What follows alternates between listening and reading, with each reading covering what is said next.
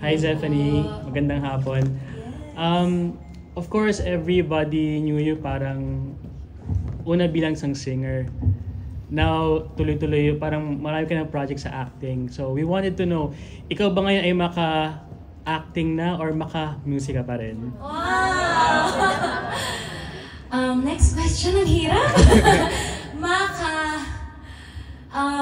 Wow. Siguro po talagang natututunan ko pumahalin yung pag-arte. Kahit na before, lagi ko po itong sinishare dati na isa po siya sa greatest fears ko kasi mahihain po talaga ako nung bata. Ngayon po, medyo, siguro po after all ng experiences sa life and yung mga encouragements na nare-receive ko from the people na I value the most, talagang na-boost po ako and mas nag-grow yung passion ko for just art itself. And I know na with singing po nandun pa rin yung pag-arte kasi, you know, you have to sing with emotions and di naman po lahat ng kanta parang nakaka-relate ako. Pero dahil po, it's art.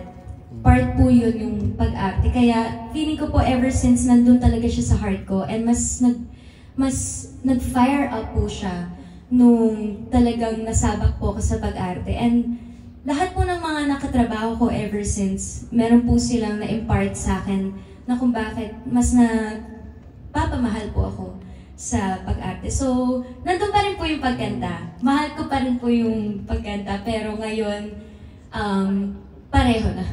Pwede ba yung magmahal pa? Okay, parang you can do both here in Maka.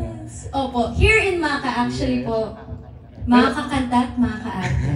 Pero how does it feel that you're given this role? It's, of course, it's a GMA Public Affairs program. How does it feel that you're given this project? Thank you, Lord. Talaga po. Kasi, wow. There's so much trust po. Hindi lang sa akin, but sa mga co-actors ko po, lalong-lalo na considering na mga bata pa po kami and ako po, bagong-bago sa pag-arte. Yung napakalaking tiwala po na naibigay. May kasama siyang pressure pero nandun din yung pagpapasalamat sa paniniwala nila sa amin. So, I'm so grateful po and super blessed to have all these people walk with me in this journey of discovering more about myself sa career po na to. So, sobra po akong grateful. Okay. And for my last question,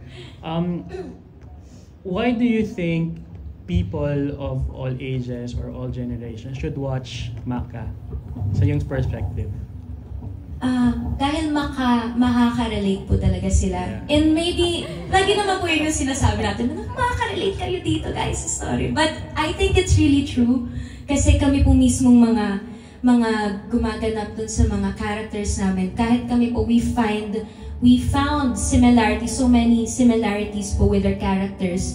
So I believe na it only proves na totoo yung storya na ibabahagi namin, which is talaga na-experience ng mga tao. And especially po nowadays na hindi siya yung, siguro mas na dun po kami, we want to push ourselves to relate to people talaga po. So talagang totoo, makaka-relate kayo dahil lahat naman tayo may pangarap tayo sa puso natin and alongside with that dream, merong mga struggles and challenges na yun po yung sigurong may babahagi namin sa inyo na based on a true story. Based on true stories, rather. Yeah. Thank you and good luck to you. Thank you po. Thank you so much.